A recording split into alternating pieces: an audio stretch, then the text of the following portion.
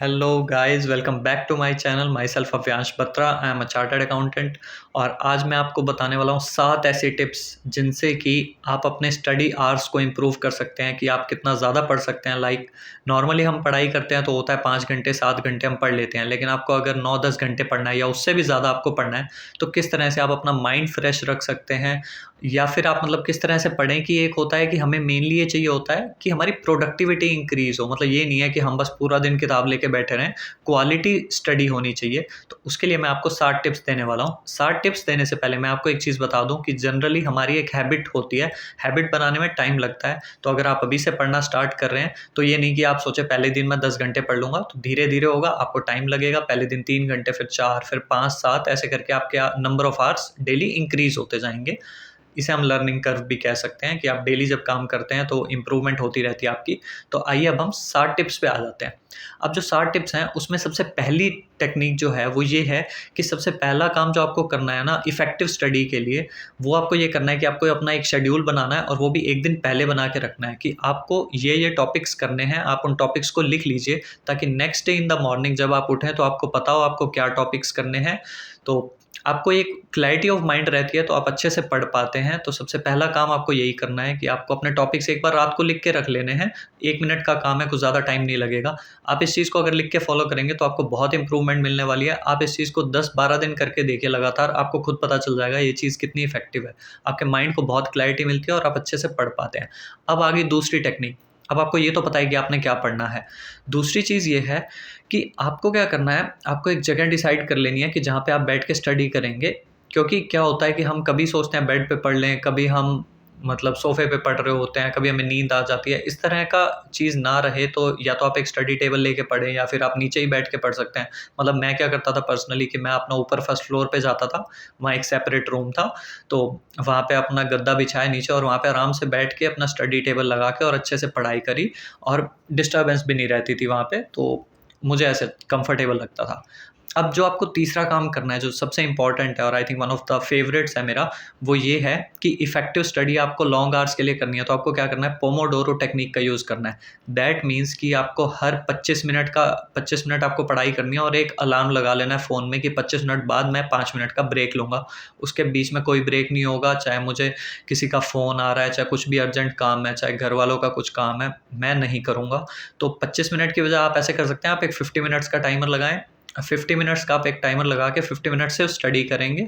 उसके बाद आप चाहे फ़ोन चलाएँ या जो भी डिस्ट्रैक्शंस है, आपको रेस्ट करना है, जो भी करना है। और इससे क्या होगा ना, आप जैसे 50 मिनट्स का एक स्टडी का टाइम इंटरवल फिक्स कर लेते हैं, तो क्या होता है उसके बाद आप 5 से 10 मिनट रिलैक्स करते हैं, तो आपका एक शेड्यूल सा फिक्स हो जाता है जिसमें कि ये नहीं रहता कि आपने लगातार एक बार 4-5 घंटे पढ़ाई कर ली और फिर आप बिल्कुल ही थक गए कि अब आपका पूरा दिन पढ़ने का मन नहीं कर रहा। तो अगर आप प्रॉपर ब्रेक्स बीच में लेंगे तो आपका स्टडी टाइम बिल्कुल इंक्रीज़ होगा, ये 100% गारंटीड है। ठीक है? चौथी चीज़ जो आपको करनी है, आपने पोमोडोरो टेक्निक अप्लाई कर ली। अब आप पढ़ने बैठ गए, लेकिन फिर भी क्या हुआ, आप 1 घंटा पढ़ाई करी, आपने 2 घंटा पढ़ाई करी, 3 घंटा पढ़ाई करी, लेकिन अब आप थक गए हो, थोड़ा नींद आने लग रही है। तो जो चौथी टेक्निक है वो मेरी बहुत ही फ़ेवरेट है। उसमें क्या है कि आप ग्रीन टी पी सकते हैं। आप चाहो आप कॉफ़ी ले लो, चाय ले लो, जिससे आपकी नींद उड़ जाए। मैं पर्सनली चाय, कॉफ़ी इतनी नहीं पीता, तो मैं ग्रीन टी पीता हूँ। ग्रीन टी से क्या होता है, आपको कड़वी ज़रूर लगेगी, लेकिन वो कड़वी है इसलिए वो आपकी नींद भी उड़ा देती है और उससे कंसंट्रेशन आपकी इम्प्रूव होती है। तो जितना आप पढ़ाई करते टाइम आपकी कंसंट्रेशन इम्प्रूव रहेगी, उतना आप अच्छे से पढ़ पाएँगे। तो इसलिए 4th टिप मेरी जो थी वो यही थी कि आप ग्रीन टी का यूज़ करें, आपके लिए बेनिफिशियल रहेगी, आप वो कंज़्यूम करें, राइट? अब हम आ जाते हैं अपनी नंबर 5 टिप पे। अब जो 5th टिप है वो मेरी ये है कि अब आपने कुछ देर पढ़ाई कर ली, मान लो 3 घंटे 4 घंटे आपने पढ़ लिया, आपने ग्रीन टी भी पी ली थी, अब आपको भूख भी लग जाती है, ठीक है? अब आपको क्या करना है, मान लो आपने लंच करना है या आपने ब्रेकफ़ास्ट करना है, जैसा भी आपका शेड्यूल है उस हिसाब से अब आपको खाना खाना है, अपनी एक मील लेनी है। खाना खाने के बाद अब आपको लगता है कि यार अब तो मैं पढ़ाई कर ही नहीं सकता, अब तो या तो मुझे थोड़ी बहुत नींद आएगी या फिर आधा पौना घंटा मुझे रेस्ट चाहिए या मुझे वॉक करना है। बेस्ट चीज़ क्या है, आप वॉक करें खाना खाने के बाद, उससे क्या होगा, आपकी बॉडी फिट रहेगी।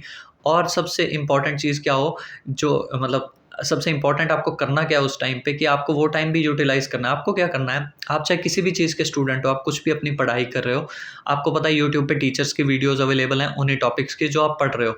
तो यूट्यूब पे जाओ, उन चीज़ों को सुनो, यूट्यूब पे उन टीचर की वीडियो लगा दी जो भी आपको अच्छे लगते हैं, और वॉक करते टाइम वो वीडियो सुन ली अपना कान में ईयरफोन लगा के, और नहीं तो आप वीडियोज़ को ऑडियोज़ में कन्वर्ट कर लो MP3 में और फिर उसके बाद सुन लो, तो ये भी आपके लिए बहुत बेनिफिशियल है। तो इस तरह से आप 5वीं टिप ये फॉलो कर सकते हैं, इसकी आपकी हेल्थ भी बनी रहेगी कि खाना खाने के बाद आपकी वॉक भी हो जाएगी और साथ ही साथ आपकी पढ़ाई भी हो जाएगी, आपका टाइम भी वेस्ट नहीं होगा। उसके बाद आ जाते हैं हम अपनी 6th टिप पे।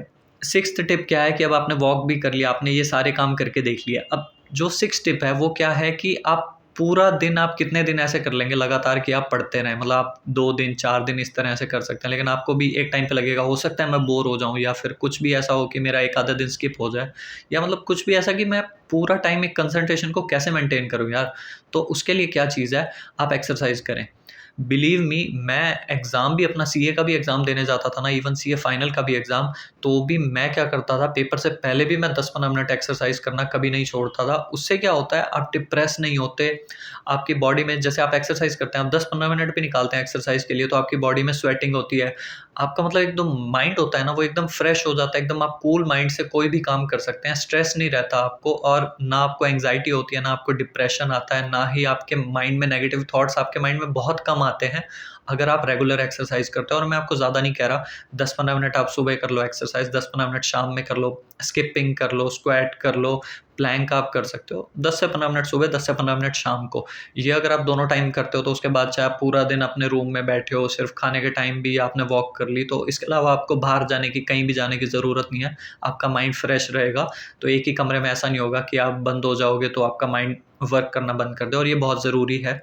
जितना आप मतलब अपनी पढ़ाई को टाइम देते हैं उतना आपको बॉडी को भी टाइम देना है, राइट। तो ये हो गई हमारी 6th टिप।